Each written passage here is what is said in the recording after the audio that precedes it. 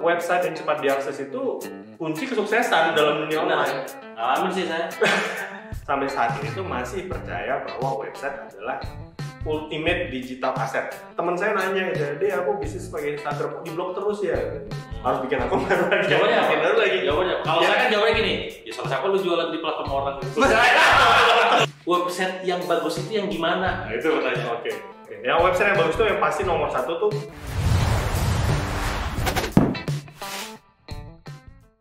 Halo teman-teman, ini gak kerasa banget ya udah nyampe di tahun 2023. Masya Allah, pastinya ada selalu cara baru, strategi baru, dan kabar baru di tahun ini. Nah ini, saya ini lagi ada di Yogyakarta, kebetulan lagi di kantor salah satu tempat yang mungkin jadi sangat inspiratif banget karena di sini luar biasa banget ya nuansanya.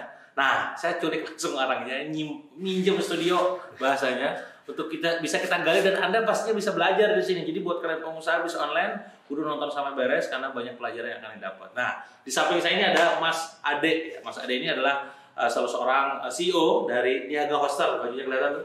Niaga Hostel. Nah ini Mas, saya langsung aja ya, udah mulai ya. Niaga Hostel ini menjadi sebuah layanan yang juga sering direkomendasikan sama tim saya, Mas. Nah, saya baru ketemu nih sekarang sama CEO-nya langsung. Pertanyaan saya setelah mungkin dari pertama kita akan belajar tentang digital marketing ya. Tapi sebelum ke situ, kenapa sih orang-orang tuh sekarang banyak yang rekomendasikan Niaga Hostel untuk layanan hostingnya? Mas Ade sebagai CEO tuh apa kira-kira jawabannya? wah. Iya. Setelah 9 tahun berjalan mungkin pada akhirnya itu karena kualitas. Masya Allah. Karena kualitas. Karena ketika saya juga berbicara langsung sama customer kita, saya nanya ya, kenapa milih Niaga Hostel? Rekomendasi dari teman. Dari teman.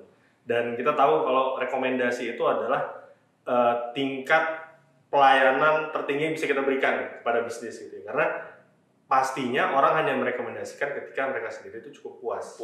Puas.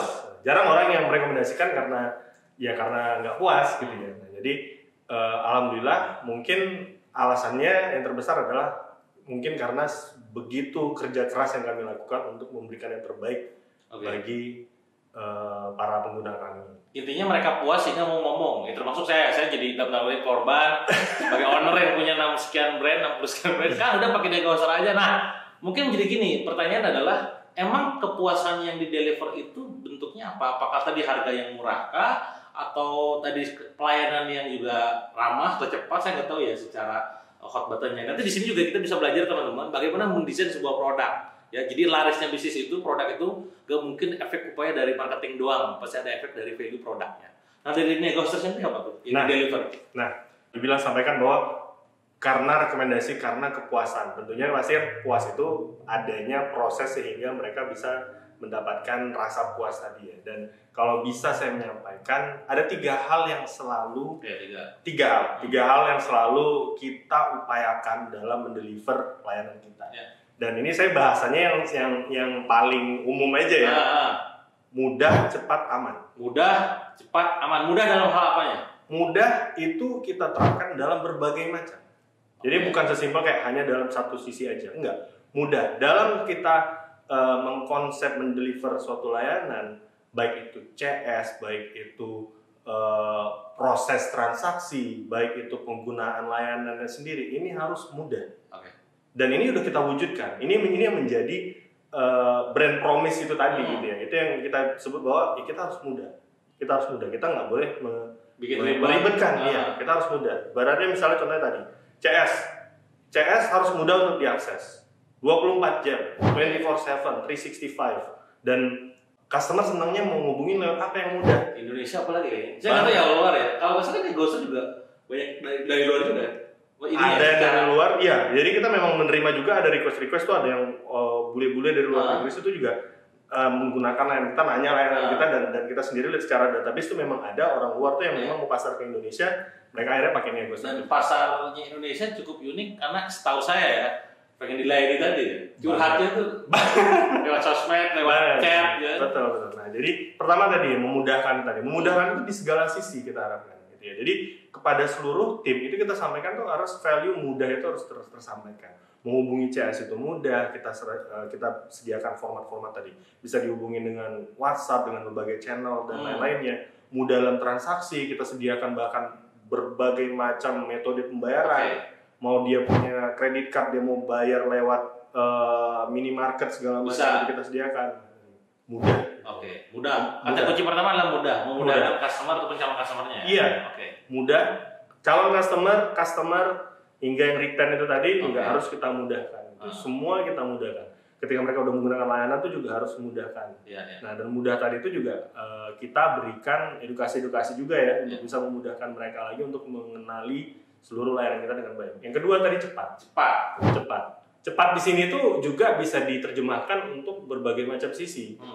Ya contohnya tadi kayak CS sendiri, kita berusaha untuk mengejar kecepatan mereka dalam bisa merespon. Berarti kerja 24 jam mereka? 24 jam itu pasti. Ada. Shiftnya kita bahkan tuh ada 7 shift. Wow, gila. Ini gila sih 7 shift tuh gimana buktinya?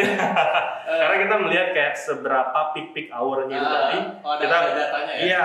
Iya tentunya. Jadi ada jam tertentu tuh yang memang rame, nah itu yang lebih banyak agentnya gitu ya. Nah jadi cepat itu tadi dalam arti responsiveness-nya, cepat juga dalam proses ordernya, proses aktivasinya, dari sisi layanan tadi teknologinya juga harus cepat. Website yang di-deliver mereka nge-hosting file mereka di kita, website mereka berharap untuk dapat kecepatan yang tinggi karena website yang cepat diakses itu kunci kesuksesan dalam dunia online. Ngalamin sih saya. Ya saya ngalamin ya karena tiap bulan launching kan, kalau misalkan websitenya loading lama lemot ya banjir komplain. Betul. Itu ada potensi kerugian bisnis yang luar biasa. Betul itu ya. Ketika pebisnis itu tadi nggak concern dengan kualitas kecepatan dari websitenya itu, karena kan ini kan suatu hal yang teknikal ya. Jadi mungkin banyak orang masih belum paham. Nah, dan tadi itu bisa kami wujudkan dengan inovasi-inovasi penggunaan teknologi hardware yang terus dioptimalkan. Nah, jadi di situ. Jadi memang mungkin kita tidak memposisikan diri kita itu untuk berbicara dengan kata-kata yang sangat-sangat teknikal teknologi sehingga para pebisnis ataupun masyarakat umum jadi bingung gitu ya. Enggak, tapi di belakang layar kita tuh selalu memiliki tim R&D yang selalu berupaya untuk memberikan teknologi yang terbaik untuk memastikan kecepatan performa website tadi itu terdeliver dengan baik. Jadi berarti tadi kecepatan juga menjadi penting. Yang ketiga terakhir adalah aman. Aman. Benar sih, aman udah jelas. Aman. Kalau cerita tentang aman, ya tadi juga aman diusahakan diterjemahkan untuk banyak sisi lagi ya. Kalau misalnya kita cerita secara paling yang bisa direlate-kan mungkin dari sisi keamanan websitenya. Nah, jadi teknologi, software, firewall dan lain-lainnya untuk keamanan dari sisi websitenya kita. Dari websitenya customer tadi itu kita jaga dengan sebaik-baiknya. Kita menerapkan teknologi-teknologi yang bahkan itu bukan hanya mereka tuh melakukan scanning itu secara pasif ataupun aktif, tapi ketika misalnya ada vulnerable di dalam website itu tadi, kita notifikasi. Kita sampaikan juga bahwa kamu memiliki ancaman misalnya di dalam ininya. Jadi iya. Nah, dan keamanan tadi juga kita usahakan untuk di sisi-sisi yang lainnya juga, data-data pelanggan dan lain-lainnya seperti itu. Nah, ini artinya berarti teman-teman ya kalau diperhatikan 3 kata kunci ini menjadi sebuah value yang dimiliki oleh Negostar sehingga akhirnya usernya pada puas dan ngomong kemana-mana. Termasuk juga saya akhirnya dapat referensi dari tim saya sendiri. Oke, sebelum masuk lebih jauh, Mas. Sebenarnya sekarang eranya era digital marketing ya. Digital marketing itu ujung-ujungnya pasti rekomendasiin kita semua go digital, go online. Yang mereka tuh juga, saya yakin saya nggak tahu datanya mungkin boleh cerita. Biasanya sama kayak saya waktu tahun pandemi itu termasuk yang alhamdulillah izin Allah itu bukan turun naik kalau saya ya. Karena mungkin animo digital. Namanya ceritakan kalau di Negostar gimana? Apakah kelimpuhan malah turun atau naik dan menghandle UMKM yang go digital itu tantangannya apa sih? Iya. Jadi itu tadi ada 2 sisi ya. Kayak seperti apa kondisi kami selama pandemi dan kedua menangani UMKM itu mungkin saya jawab seperti saya. Go offline, go online kan? Luar biasa itu ya. Iya, jadi di awal pandemi itu merupakan suatu hal yang sebenarnya ini sangat bersejarah dalam hidup kita karena kasus yang serupa itu terjadi 100 tahun yang lalu. Jadi kita 100 tahun yang lalu. Iya, kalau pandemi yang terakhir. Oh iya, pandeminya. Jadi kita nggak tahu nih bisnis kita gimana. Jadi saya sendiri pada saat itu saya juga sampaikan kepada tim guys, ini kita mengalami situasi yang nggak pernah terjadi di masa era modern saat ini. Jadi jujur saya tuh nggak tahu apa yang bisa diharapkan. Apakah kita lebih baik atau tidak, seperti itu tidak. Dan ternyata alhamdulillah mungkin sama dengan Kang Dewa juga, melesat. Gitu. Melesat, naik ya? Naik. Apa penyebabnya? Apa tadi? Apakah karena campaign? Ya saya kan campaignnya juga, go digital. Betul. Itu Itu yang bisa saya sampaikan. Karena gini, Niaga Hoster itu kita tuh mulai. Jadi mungkin pebisnis para bisnis tuh mungkin banyak yang cuma peduli untuk jualan doang. Oke. Tapi level 1 jualan doang lah. Jualan kan, jadi kita sediain ini udah jualan. Sosmed apa gitu ya. Nah, tapi balik ke tahun 2014 itu kita establish 2013, 2014, 2015 lah. 2015 itu kita mulai konten marketing yang mana kita tuh niatnya tuh cuma satu, mengedukasi pasar. Iya. Pada saat itu Kang, jujur jualan website, jualan hosting tuh beda banget sama sekarang mestinya. Itu pada nggak paham jauh lah dengan bedanya domain sama hosting. Wah, atau itu menjadi template pertanyaan pasti gitu ya. Ya sebenarnya sampai sekarang masih ada juga. Tapi ini aku juga ada yang nggak paham domain apa kan. Masih ada.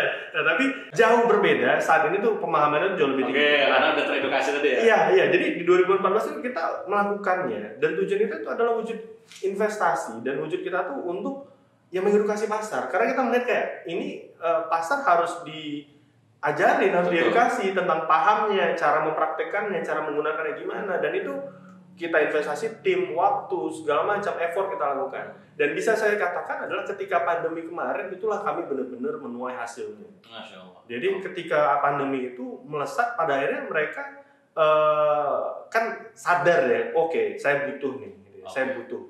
Ketika mereka butuh dan mereka mengingat brand yang mungkin yang selama ini terus-terusan mengedukasi tadi. Berkeliaran juga di online, berkeliaran pernah pakai gitu makhluk apakah itu? Iya. Oh ini tuh. Gitu. Iya, betul. Jadi selama ini mungkin mereka udah terpapar atau apa gitu ya. Tapi ketika urgensitasnya makin kuat pas waktu itu. Benar. Jadi ketika saat itu gue harus gonan, ya alhamdulillah mereka mempercayakan pada kita. Saat itu melesat tinggi banget. Akhirnya sampai kelabakan, mungkin saya harus mohon maaf juga ya, pada saat itu mungkin ada waiting time kita sebelumnya itu CS-nya itu di bawah 1 menit sebelumnya. Setelah itu bisa sampai setengah jam karena saking melesatnya tingginya lonjakan dan nge-hire CS itu kan nggak satu malam ya, kita harus nge-training mereka bahkan berbulan-bulan. Nah jadi apalagi saat pandemi. Benar. Nah jadi pada saat itu demand yang tinggi banget, CS-nya yang kelimpungan. Nah itu sampai saya tuh itu agak sedikit galau juga pada saat itu, sampai ada yang ngepost ini kok makin lambat ya Niaga Hoster ya, terus ini manajemennya berubah apa gimana dan lain-lainnya, dan kita berusaha untuk menyampaikan kondisi yang ada seperti apa, dan kita literally nge-hire, makanya dari sisi tim sendiri aja tuh 2 kali lipat kita sejak pandemi itu kemarin. Nah jadi kalau pertanyaan kedua tadi mengedukasi UMKM ya, tantangan UMKM sini itu tentunya bagaimana bisa mengajarkan sesuatu hal yang teknikal ini tadi. Iya sih. Karena ngomongin hosting, domain itu teknikal, bahasa teknis. Betul. Karena gini ya, kita mulai dari 2013, 2014 segala macam. Dan kita melihat sendiri juga evolusi digital presence di Indonesia seperti apa, pertumbuhan sosial media, marketplace dan lain-lainnya. Dan kita sampai saat ini tuh masih percaya bahwa website adalah ultimate digital asset. Bisa kita bilang seperti itu. Karena ini adalah aset yang mereka miliki sendiri. Betul. Mau mereka apa-apakan saja itu punya mereka. Mereka bisa bisnis yang kecil baru mulai kemarin, ketika mereka tuh bisa mengutilize website dengan baik, kelihatannya sangat profesional. Nggak kalah sama bisnis yang udah puluhan tahun gitu ya. Nah, tapi tadi kesulitannya di mana? Di teknikalnya. Jadi di teknikalnya. Nah, jadi disitulah yang perlu adanya usaha besar dalam mengedukasi bagaimana cara mengutilize website yang baik ini tadi. Nah, edukasinya gimana? Maksudnya ketika kondisi, Mas, pokoknya aku sekarang paham berarti pentingnya website gitu ya, pentingnya rumah sendiri di perusahaanku sendiri. Terus piye-nya apa yang perlu aku lakukan, step-by-stepnya gimana? Ya, jadi kan pertama kan ngubah dari mau baru mampu. Ya, dua itu kan kayak aku mau tapi belum mampu. Nah, gitu. Mau sama mampu. Itu juga kenapa misalnya kayak di Niaga Hoster sendiri, kita tuh selain dari tadi kita tuh mengedukasi itu tuh udah bertahun-tahun, dan kita tuh menyediakan berbagai macam format untuk bisa mengedukasi itu tadi. Mau itu artikel berbagai macam format lah, artikel tulisan, artikel video, blog, video sendiri juga tadi ada yang cara terekam, tutorial yang course udah kita siapkan silabus materinya itu seperti apa dalam satu topik. Terus kita juga mengadakan workshop online, offline. Jadi apa yang ada untuk mengedukasi itu kita coba terapkan semuanya. Kita mencari yang mana, bagian mana yang paling membantu gitu ya. Dan itu usaha-usaha yang terus kita lakukan. Dan hasilnya gimana sekarang kondisi UMKM itu termasuk yang gampang sekarang ya? 2000 mungkin 2023 nih sekarang nih. 2023 lah patokan. 2022 kemarin. Ngelihatnya gimana pasar? Dibandingkan dengan sebelumnya berarti. Dari sebelum-sebelumnya tadi saat ini bisa saya sampaikan adalah ketika melihat evolusi sosial media, marketplace segala macam. Ini kan mungkin bisa dikatakan sebagai disrupsi di website itu sendiri ya. Tapi saya nggak setuju. Saya sendiri sebenarnya nggak setuju. Karena apa? Itu merupakan wujud mereka itu belajar tentang pentingnya digital tadi. Artinya apa? Dengan banyaknya perkembangan teknologi tadi, kemauan mereka untuk punya website dan juga kemampuan itu juga mereka jadi lebih fasih. Hitungannya seperti kayak orang tua kita dulu aja. Orang tua dulu kita tuh mungkin pakai handphone tuh OS-nya tuh udah cuman Symbian gitu ya, yang sangat-sangat simpel banget ya. Sekarang dengan operating system yang jauh lebih rumit, mereka udah lebih fasih gitu. Nah, jadi kefasihan dalam teknologi itu, apalagi dengan shifting sekarang ini makin banyak pengusaha-pengusaha muda, bukan yang zaman dulu lagi. Pengusaha-pengusaha muda ini bahkan lebih melek digital, mereka lebih literate, mereka lebih mau ngoprek-ngoprek gitu ya. Jadi di Niaga Osar itu kita kan selama setiap 3 bulan sekali, jadi kita berusaha untuk terus mengenal customer kita seperti apa. Tiap 3 bulan sekali kita ngadain namanya customer meet up. Saya pribadi tiap minggu itu ngejadwalin customer interview supaya saya bisa ngobrol seperti apa. Dan di situ saya mendengar, saya bukan hanya dengan para segmen yang lebih teknikal, saya juga ketemu dengan sosok-sosok UMKM ini tadi. Mereka yang memang sampai mau belajar, keinginan belajar itu sangat luar biasa. Umur 40-50 tahun aja pun itu mau belajar gitu ya. Dan mereka bilang kayak, saya sangat terbantu Mas dengan konten-kontennya Niaga Ostar gitu ya. Saya ngebacain tuh ebook-ebooknya, saya ikutin video YouTube-nya segala macam. Nah, jadi ada kemauan mereka. Nah, tapi itu yang paling penting ya, karena kan banyak pebisnis ini kan yang mau tapi mungkin nggak mau ribet juga gitu ya. Nah, dan tapi ekosistemnya sebenarnya ada. Jadi misalnya kayak yang nggak mau ribet segala macam itu kan juga di luar sana banyak juga yang bisa membantu mereka. Tapi kalau misalkan ngejawab pertanyaan, misalkan ya ada orang-orang kan kadang gabung tadi ya, pengen simpel tadi. Kan gue udah jualan di sosmed, gue udah jualan di marketplace, ngapain punya web? Nah itu loh. Ada tuh pasti tuh golongan kayak begitu tuh. Jawabannya. Nah itu dia. Jadi kalau misalnya seperti itu, menurut saya itu adalah mereka yang mungkin belum bisa melihat potensi yang lebih besar yang bisa didapatkan dengan aktif di... Apakah potensi itu? Nah itu mesti saya tahu. Apakah potensi itu apa? Iya, misalnya gini, contohnya dari sosial media aja ya. Sosial media bagaimanapun pasti akan membatasi mereka untuk bisa memberikan experience yang terbaik. Data juga pasti. Data itu terakhir. Saya pakai itu terakhir. Kok bisa data nih pikirannya? Iya, misalnya mau pebisnis sukses kayak Kang Dewa pasti udah langsung concern sama data. Kan mungkin masih banyak yang tadi kayak cuman mikir, ya udahlah jualan aja. Nggak kepikiran untuk nge-retain, untuk apa, untuk loyal customer jadi apa segala itu kan udah levelnya Kang Dewa lah gitu ya. Nah, tapi itu tadi misalnya kayak pebisnis ini tuh mereka yang pengen benar-benar untuk scale up bisnisnya pasti akan terus mencari cara mengembangkan potensi scale up-nya itu tadi gitu ya. Nah, jadi tadi kita melihat itu sebenarnya merupakan suatu journey juga. Journey kayak awalnya dari sosmed, terus pindah ke marketplace. Pada akhirnya itu kan ngikutin juga size bisnisnya mereka. Betul. Nah, dan dari size bisnisnya itu tadi, mereka pada akhirnya itu akan sadar sendiri juga batasan-batasan dari platform yang mereka gunakan saat ini. Dari si sosial media tadi nggak bisa memberikan experience yang terbaik yang bisa, karena pada akhirnya misalnya contohnya mereka punya ribuan produk nge-launch itu di Instagram gitu ya. Ya capek banget nge-scrollnya untuk search functionnya juga segala macam susah banget. Dan saya tuh sering dapat teman saya nanya gitu, "Deh, aku bisnis pakai Instagram, kok di blog terus ya?" Gitu. Harus bikin akun baru lagi. Jawabannya kalau saya kan jawabnya gini, ya salah siapa lu jualan di platform orang gitu. Kalau gue kan harus sakal kan. Iya. Kalau menurut saya ya itu karena karena memang nggak diperuntukkan seperti itu. Dia nabrak sama policy dari platform itu tadi. Kenapa ya? Misalkan ketika katakanlah tadi Instagram itu perusahaan nih, ketika down kan lemot protes, ketika WA Telegram terblokir ini kan ya bahasa saya sederhana ya, itu karena milik orang lain yang selesai. Anda tidak berkuasa atas rumahnya sendiri. Iya.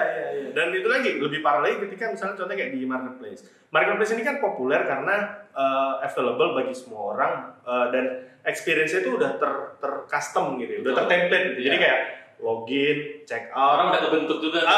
Jadi itu udah ada gitu ya. Nah, tapi tadi lagi ini bukan punya mereka, ini bukan aset mereka dan kita udah tahu sendiri, kita mungkin udah pernah dengar juga berapa pain yang dialami oleh para pembisnis ini tadi.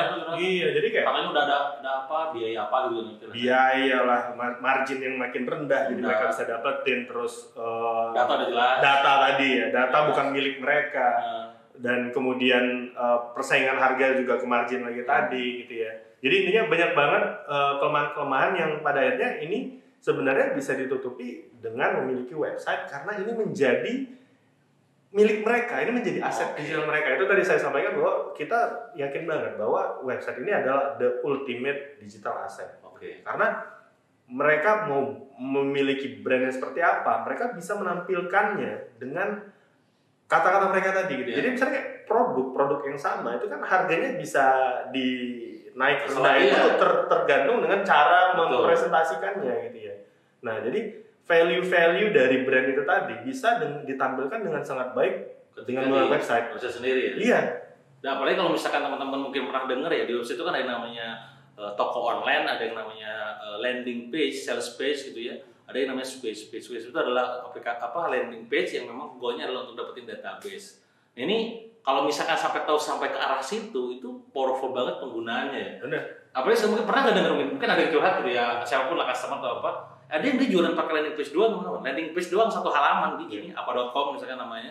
Produk itu nyampe ke jualan itu puluhan ribu pieces tiap bulan. Betul. Karena ya tadi fokus mungkin offeringnya fokus kan. Kalau memang goalnya adalah genjot satu penjualan. Ada yang juga memang goalnya adalah untuk bisa cross sell relate produk di toko online-nya. Iya.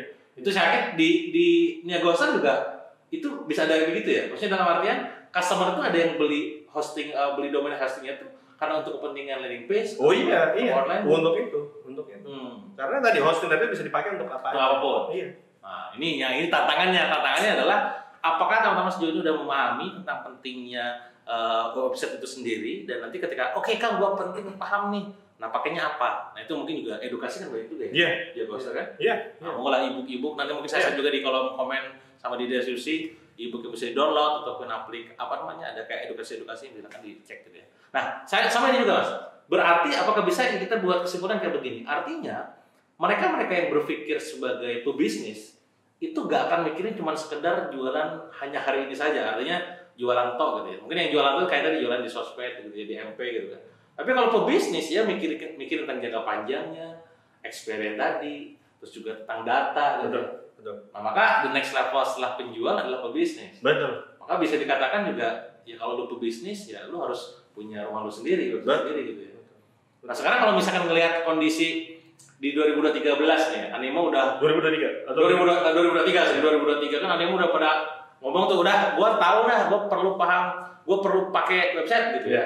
Nah, sekarang website yang bagus itu yang gimana? Nah, itu pertanyaan. Oke. Yang website yang bagus itu yang pasti nomor satu tuh aksesnya cepat. Gitu. Aksesnya. Iya, karena kayak mau canggih sekeren apapun kalau misalnya nggak bisa diakses dengan cepat, ya orang nggak akan mau nunggu lama-lama. Gitu ya.